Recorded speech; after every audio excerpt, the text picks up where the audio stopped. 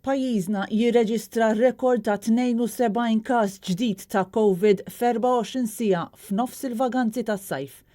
Il-Ministeru tas-Saħħa fil-post ta' Facebook li ta' kuljum juża biex iħabbar l-aħħar żviluppi dwar il-pandemija f'pajjiżna ma ta' l-ebda informazzjoni dwar dawn it-72 każ għajr illi uħud minnhom huma kuntatti ta' każi magħrufa.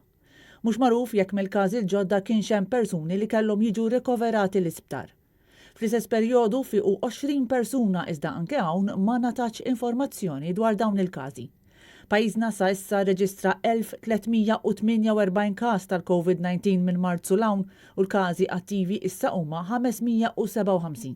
Intant esperti tas-saħħa ilhom iwissu li dan il-virus għandu jittieħed b'serjetà kbira kif qaltilna l-konsulent tas-saħħa pubblika Tanja Melillo. Nafu x'ġara barra minn Malta kien hemm nies żgħar li spiċċaw l-ITU, kien hemm frontliners li mietu, ġifieri din hija r-realtà tal-coronavirus, ġifieri aħna n-nies jaħsbu li isna m'għandniex nagħmlu, imma dik hija l-verità, ġifieri coronavirus kills. It-tobba Maltin f'kull opportunità li jkollhom ma jaqsux milli jwissu sabiex kulħadd jieħu l-prekawzjonijiet kollha sabiex titnaqqas il-firxa tal-virus, kif għamlet ma' Net News il-kardjologa Melanie Zammidberg.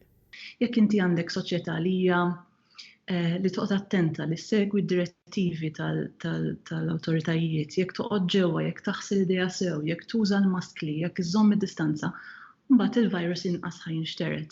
Sa dan it-tant ħafna pajjiżi qed ikomplu jżidu restrizzjonijiet fil-konfront ta' persuni li qed jaslu minn pajjiżna.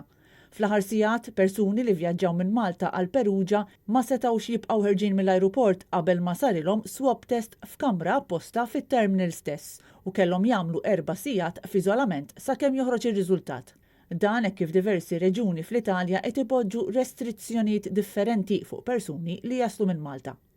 Jidher li t-test fl-ajruport ta' Peruġa qed isir biss fuq dawk il-passiġġieri li deħlin minn Malta u mhux fuq dawk minn pajjiżi oħrajn.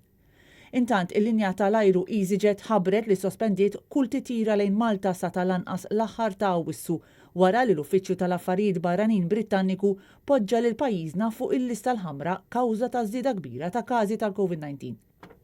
Kellim tal-EasyJet li tkellem ma' sit online Metro spjega li wara li l-gvern ta' Boris Johnson ħabbar din il-lista lil pubbliku fejn fosthom hemm pajjiżna Franza u l-Olanda, iddeċidew li jissospendu kull titjira minn dawn il-pajjiżi.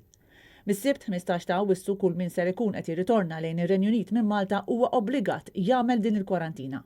Dan wara li l-każi attivi laħqu rekord lokali f'temp ta' ftit ġimgħat biss. Sa dan it-tant waqt li l-Prim Ministru Robert Abela għadu qed igawdi b'tala qasira fi sqalija fl-aħħar jiem baqa' jinsisti li s-sitwazzjoni tal-COVID tinsab taħt kontroll. Ikkonferma li s-sitwazzjoni għadha taħt kontroll. Dan fil-waqt li esperti mediċi, infermiera u ħaddiema fl-isptarijiet iridu azzjoni urġenti illum qabel għada.